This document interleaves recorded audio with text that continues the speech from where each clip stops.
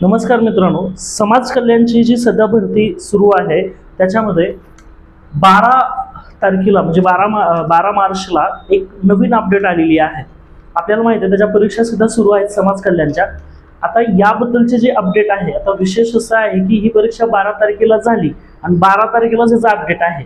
खरं तर आता हे आयोजक जे आहेत तर त्यांनी त्याच दिवशी अपडेट टाकले। परीक्षा देणाऱ्यांना हे अपडेट माहीत नव्हतं, पण ज्यांनी परीक्षा दिलेली आहे त्याच्यासाठी समाज कल्याणचा ज्यांनी पेपर दिलेला आहे त्याच्यासाठीची ही अपडेट त्याच्यामध्ये देण्यात आलेली आहे। तर ही अपडेट काय होती, या अपडेटमध्ये नेमकं काय सांगितलंय याबद्दलच्या आपण डिटेल गोष्टी आपल्या या पूर्ण व्हिडिओमध्ये पाहणार आहोत।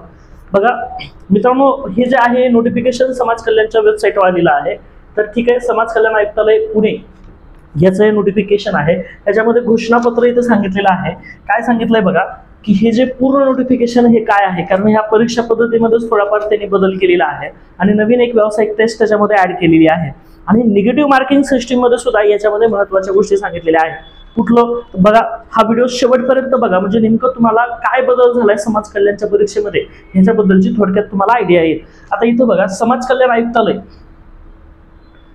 कल्याण आयुक्तालय महाराष्ट्र राज्य पुणे यांच्या स्थापनेवर वर्ग 3च्या या विविध पदभरती करता 10/10/2024 करता जाहिरात। आपल्याला पाहिजे समाज कल्याणची जी जाहिरात आहे ती 10 ऑक्टोबर 2024 ला प्रसिद्ध करण्यात आली होती। ओके, तर या जाहिरातील मुद्दा क्रमांक 21च्या आधारे उच्च श्रेणी लघुलेखक, निम्न श्रेणी लघुलेखक, लघु टंक लेखक या पदाकरता बघा 3 पदासाठी यांनी चेंजेस सांगितलेले आहेत। म्हणजे बघा, ही जाहिरात आली होती 10 तारखेला, म्हणजे 10 ऑक्टोबर 2024 ची ही जाहिरात आहे। त्याच्यामध्ये हे जे 3 आहेत, उच्च श्रेणी लघुलेखक आहे, निम्न श्रेणी लघुलेखक आहे आणि लघु टंक लेखक, ठीक आहे। तर ह्या तिघांसाठी सामान्य प्रशासन विभाग याबाबत 9 तरतुदीत कारवाई करण्यात येईल असं सांगितलेलं आहे, ठीक आहे। म्हणजे 12 तारखेला 4 शिफ्ट मध्ये हे 3 पेपर झाले होते, या 3 पदांचे पेपर झाले होते। या 3 पदांसाठी जे अपडेट आहे हे देण्यात आलेलं आहे असं या पॅराग्राफ मध्ये सांगितलेलं आहे। पुढे काय सांगितलंय बघा,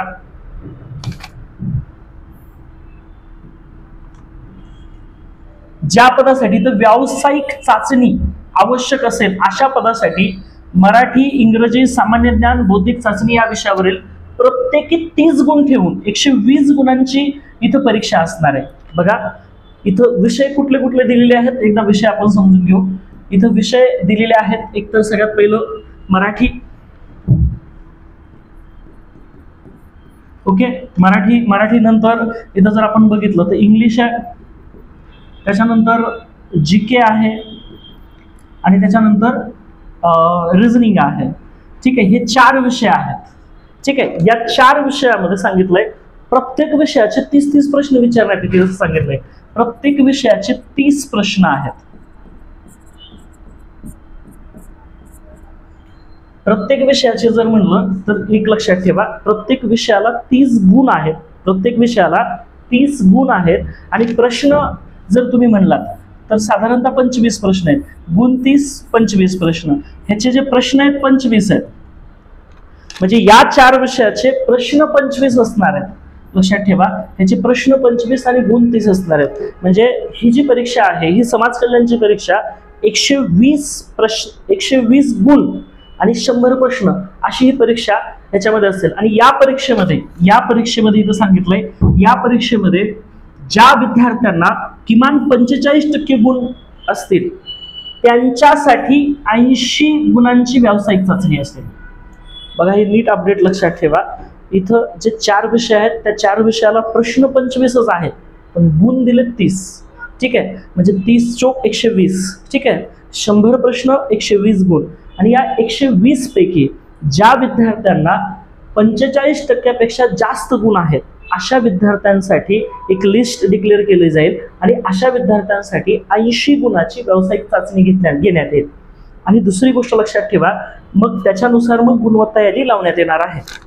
आणि यामध्ये अजून एक गोष्ट महत्त्वाची आहे, संपूर्ण समाज कल्याणची जी परीक्षा आहे त्याच्यामध्ये निगेटिव्ह मार्किंग आहे 0.25। पूर्ण समाज कल्याणमध्ये जी निगेटिव्ह मार्किंग आहे ती म्हणजे 0.25 आहे संपूर्णमध्ये। परंतु या पदांसाठी सांगितलेले ज्या 12 तारखेला ज्या परीक्षा झालेल्या आहेत त्याच्यासाठी निगेटिव्ह मार्किंग ही 0.30 गुणांची असेल असं इथं सांगितलंय। आता खरं तर परीक्षा होऊन गेल्यावर ह्या गोष्टी सांगितलेल्या त्या आधी सांगायला पाहिजेत, परंतु ठीक आहे, हे अपडेट आहे. ज्यांनी परीक्षा दिलेल्या आहेत किंवा ज्यांचे इथून पुढे पेपर आहेत त्यांच्यासाठी ही अपडेट समाज कल्याणची अतिशय महत्त्वाची आहे. म्हणजे तुम्हाला 4च विषय आहेत, प्रश्न 100च आहेत पण गुण 120 आहेत. आणि त्या 120 पैकी ज्यांना 45% जास्त गुण आहेत, ज्यांना त्यांचीच 80 मार्काची व्यावसायिक टेस्ट आहे आणि मग त्याच्यामधून ती गुणवत्ता यादी लावणार आहे. म्हणजे एवढंच गोष्ट तुम्हाला लक्षात ठेवा. आणि दुसरी गोष्ट, निगेटिव्ह मार्किंग सिस्टीम ही 0.25ची नसून या परीक्षेसाठी ती 0.30 आहे. म्हणजे समाज कल्याणचे जे काही परीक्षा आहेत ज्या ऑक्टोबरमध्ये ऍड आलेली आहेत त्याच्यामध्ये ज्या निगेटिव्ह मार्किंग सिस्टीम आहे ती 2 प्रकारची आहे. एक 0.25, दुसरं 0.30. हे जे पद आहेत आपण वरचे जे बघितले लेखक, ह्याचे जे लिपिकचे जे पद बघितले, यामध्ये एक गोष्ट लक्षात ठेवा, जी निगेटिव्ह मार्किंग सिस्टीम आहे ती 0.30ची असेल. ही नवीन अपडेट समाज कल्याणची आलेली आहे, त्याच्याबाबतचं ही नोटिफिकेशन त्यांच्या वेबसाईटवर आलेलं आहे. नक्कीच ही माहिती तुमच्यापर्यंत पोहोचली पाहिजे, याच उद्देशाने आपण हा व्हिडिओ बनवलेला आहे. ओके, तुम्हाला काही अडचणी असतील या परीक्षेबद्दल, याच्याबद्दल आपण नक्की कमेंटमध्ये सांगा. थँक्यू.